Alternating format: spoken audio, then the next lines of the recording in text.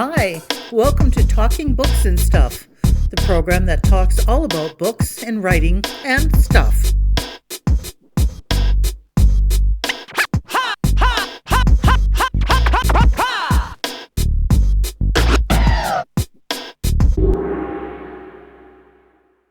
Here's your host, Dennis Rimmer. It's another episode of Talking Books and Writing and Stuff, and we're here in Radisson, Saskatchewan, and not straying too far from home right now, talking with Doreen M. Bleich, and she's in Nipawin, Saskatchewan. So, Doreen, I'm looking at your website here, and it says you read everything you could get your hands on back when you were a youngster. Is that true? That's very true. Reading was my passion. What kind of books did you like? Pretty much, I was going to say almost everything, but that wouldn't quite be true. I can't say that I was ever into horror or fantasy. Like, there wasn't a lot of fantasy when I was a kid. It was Nancy Drew and the Hardy Boys and magazines and whatever else I could get my hands on.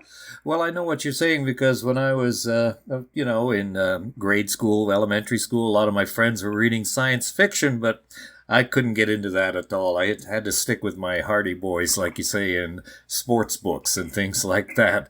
So when did the writing bug strike you? Well, it's kind of funny because I've listened to lots of other writers, and a lot of them say they've been writing since forever, or they've always had the inclination to do that. And I can't honestly, say that was, for me, that was true. It wasn't until I was an adult that I started reading books, and I would read a book and I would finish it and I would think, wonder how they got this book published, because, I don't think it's all that good. And I happened to be in a group of readers, and I happened to say that one day. I had finished a book, and I thought, I bet anybody could write a book better than this. I bet I could. And my friend said to me, so why don't you? And I thought, well, I guess first of all, because I really don't know how. So I started, taking classes, and at that time they were correspondence classes.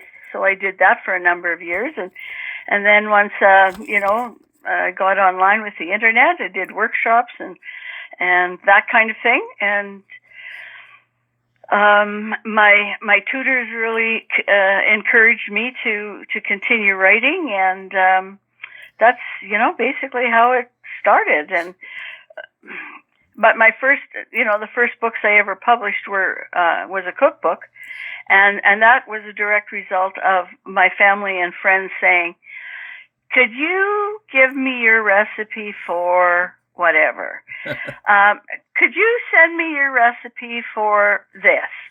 And I just decided that, why don't I just put them all together in a book? That was my bright idea, and it's just snowballed since then. And that cookbook is now in what? It's 6th printing, your first cookbook? Oh, yes, absolutely. And I've revised it about 2 years ago or 3 years ago now. I revised that book and added 67 new recipes to it because I didn't really want to do another cookbook, so I just revised that one. And and it just continues to be a good seller for me. It's a very popular book because it's cooking from scratch. It's down-home cooking. And what's the name of it again? It's called Cooking Country Style. Cooking Country Style, now in its 6th printing. And which brings us around to what I have in front of me. A Nipawin author publishes new book. And like I said, I had that in my back pocket, so to speak, for months, and then I found it the other day and went, oh my gosh, I better contact Doreen. So it was ALJ at 30something.ca. Is that the title? That is the title, yes. That's my newest book. And what's that all about? Well, that is a book about a woman who decides that she wants to give up her career, give up her job in a bank, and become a freelance writer. And so, in her pursuit of that goal, she freelances for as many magazines as she can get, and as a result of her research, ends up in a conversation with a cowboy, farmer, and she lives in Saskatoon, and he lives at Borden, and I really like to use the Saskatchewan prairie setting for my work, because I think it's a part of the country that's kind of forgotten. Not everything happens in Toronto or Vancouver, and so a relationship develops, and between the two of them, as well as she comes to terms with and encounters family secrets that throw her for a loop, and the rest of her family. So that's basically what the book's about. Well, the write-up says it also mentions Radisson, so something goes on here in Radisson in the book, is it? What's going on? Well, yes, actually, the part of the book that happens in Radisson is a rodeo. Oh, okay. Well, there you go. That's good. And I wish we had more rodeos here, but that hasn't happened yet. So it took you a while to get this book underway, is that right? Or finished because of COVID and stuff like that? Yes, that's right. Yes. I started it several years ago, and it just kind of, I thought, the characters are just not quite right.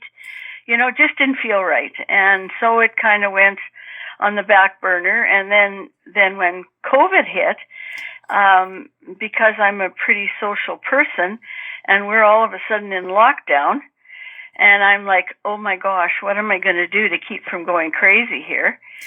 And so one day I decided that I should dig this manuscript out and have another look at it. And I did. And I said to some of my writer friends, okay, I either have to scrap it and start over, or else I have to update it, because it needs to be certainly more contemporary. And I was all in favor of scrapping it, and they talked me into not doing that. They said, there's some really good stuff here, you need to keep that and just build on it. And so that's what I did. So for the first 8 months or so of COVID, I was pretty much stuck in front of my computer rewriting this thing. And that's how it came to be. That's how it came to be. We're talking with Doreen Bleich from Nipawin, Saskatchewan. The book we're talking about is ALJ at 30something.ca, and that's her most recent book. So, Doreen, do you have like a writing schedule you follow every day, or do things sort of happen in between sometimes that kind of throws off your schedule? Well, I have really tried. I've listened to other writers and how they do it, and so many of them are very, very disciplined in that they set aside, a block of time in the morning or late at night or whatever works for them, and they do that regularly, or they write so many words a day, or, all those kinds of things. But none of those things ever really work very well for me. I write when in between other commitments, and I don't know why, but that's just the way I work. And when something a project comes up, or something that I know that I need to get down on paper, I sit down and I do it, and I work at it until it's get the rough draft done, and then take a break and go back at it again and rewrite and all those things. So revisions, like everybody I've talked to says, over 150 interviews, revisions or editing, that's where most of the actual work takes place. Is that right? I would agree with that, yes. I would certainly agree with that. Now, as a writer that you've been doing for a number of years, you also do playwriting. Tell us about that. You've got a number of plays out there, do you? Oh, yeah. I don't know for sure how many at this point, but I would say a few dozen by now. I happened to go to a workshop. A friend of mine talked me into going to a workshop in Regina, and I really wasn't aware of what the subject of the workshop was about, but she didn't want to go by herself. So, being a fair distance from Regina, you don't want to travel alone. So I said, sure, I'd go with her. And as it turned out, the presenter or the facilitator of this workshop was a playwright. And that's kind of where it started, like he and it really got me intrigued because I thought this is really interesting. So we had these exercises to do and one thing and another, and he said, you need to continue doing this. You need to pursue this. And he gave me some tips and he followed up with me after the workshop. And so I ended up with this little skit type of thing. And so I said to him, okay, well, that's fine and dandy, but what the heck do you do with plays? Like, you just stick them in a drawer somewhere or they're on a flash drive. Like, what do you do with them? But the whole process just intrigued me so much because in my mind, I see the action as it's happening on stage. And it's just a matter of translating that to the actual script, right? Right. The process is just so intriguing to me. And a lot of them have been produced in the Nipawin area, like as dinner theater productions, things like that. And you've even directed a few of them, right? Yeah, I actually directed most of them. There's only one or two that I haven't directed, but yeah, mostly I direct them as well. And actually for me that works pretty well because it really saves me on writing a lot of stage directions and stuff like that. Oh. Because I can do that as we're rehearsing. And I don't need to spend a whole lot of time on stage directions. So that works for me, and yeah. And that works. And now that we're kind of loosening up restrictions, we're getting right back at it. So. Well, that's good because you can produce a work and then actually it gets produced again, shown to an audience can appreciate it. And I think as a writer, for me, the best thing is having somebody read your work. And I don't think there's any point in writing something and hiding it. What's the point? To me, it's exactly to get it out there and have people look at it. Whether they like it or not, that's another thing. But at least somebody goes, hey, Doreen did this. That was pretty cool, Doreen. Very good job. Or what a load of tripe. At least you got some reaction one way or the other. Yeah, that's right. And there's really nothing more gratifying than standing at the back of a hall or a theater or whatever and seeing and watching an audience's reaction to your work. That is so gratifying. And laughing at the jokes you've written and stuff like that. So that must, yes, like you said, be very gratifying. Yes. As a writer, you've been at it for a little while now. What do you think is the hardest lesson you kind of had to drill into yourself? Not to take criticism personally. I belong to a writers group, and we regularly critique one another's work, and it's not a personal thing. It's all about helping one another improve our writing. But that was a tough lesson for me because those were my babies, like those were my creations, and other people were picking them apart, and right. So yeah, not to take stuff personally was really, but it gets easier and easier all the time. And today I welcome criticism actually because it's how I improve my writing is through the criticism. And so writing is something you can do forever and ever. You can't, Absolutely. I mean, football players, what are you going to do after you're 30, right? So, but a writer, you can start anytime and never finish if you don't want to.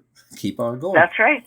We had an interview on our show with a guy who's 93 here in Saskatoon who sat down one day and said, well, I'm going to write my life story. And him and his niece or cousin, that's what they did. So he got up every morning, 9 o'clock, pounded away till noon, and stopped for lunch, and then pounded away all afternoon. And he got a book out there. So you'll have to check that one out. It's called 9 Decades on our podcast.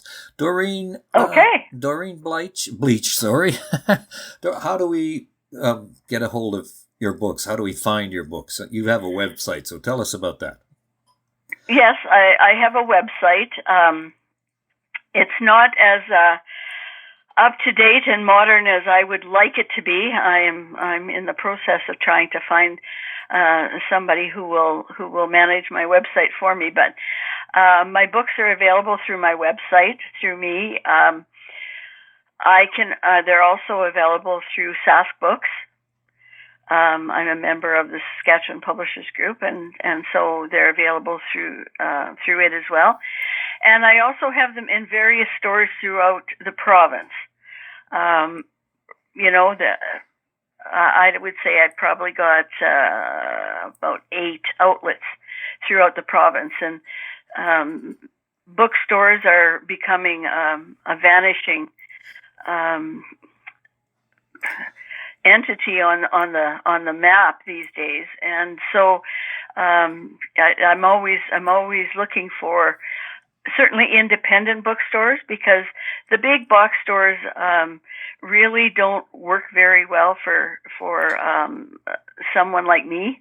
Right. They just consume too big a chunk of the pie. And so I look for independence, and so that's where my books are available. And let's spell out... And of course online. Online. Let's spell out that website, www.doreen, Doreen, Bleich, Doreen Bleich, right? That's correct. .com. And of course, just looking over here, and you've been a school bus driver in the past, and you're a big baseball fan. Is that you went to an Expos game? Give me a break, really? Oh man. Yep. Yes, actually more than one. What do you like best about baseball? The strategy, the action. I think baseball is a thinking man's game, and like not everybody would agree with that, but I love the strategy of baseball. Yeah, that's right. Like a true baseball fan appreciates a 1-0 game better than a 11-10 game, I think, or at least that's what I've been told. So, but my son asked me one day, he said, baseball is really boring, and I said, well, think of it as chess with people. Because you got to move this guy over here if the guy is a left-handed batter, but he might hit to the right side of the field. But there might be a guy on second base, but so you might have to put the other outfielder somewhere else. And then what pitch are you going to throw and stuff like that. So it's all, like you said, a thinking sport more than most people appreciate, I think. So I agree. That's my speech for today. Well, I would second that. I would agree with that. Well, Doreen, it's been a pleasure. I've got to run and finish watching my Batman movie, but we'll talk to you again sometime. Thanks very much. You bet, and thank you for this opportunity. Thank you for visiting with us today. This is Talking Books and Stuff with Dennis Rimmer. Contact him at dennis@talkingbooks.tk. Thank you, and may all the good news be yours. Oh, and don't forget to check out his book, The Great Canadian Notebook, available across Canada and at amazon.ca.